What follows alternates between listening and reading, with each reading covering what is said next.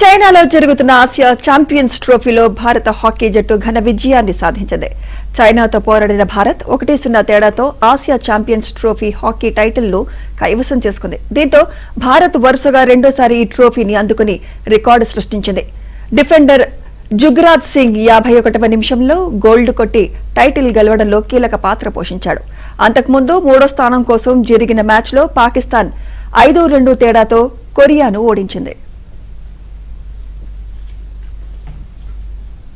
భారత్ 1-0 తేడాతో Asia champions trophy hockey టైటిల్ను కైవసం చేసుకుంది. దీంతో భారత్ వరుసగా రెండోసారి ఈ ట్రోఫీని అందుకుని రికార్డు సృష్టించింది.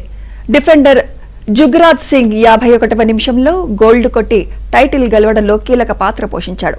అంతకుముందు మూడో స్థానం కోసం జరిగిన మ్యాచ్లో పాకిస్తాన్ 5-2 తేడాతో కొరియాను ఓడించింది.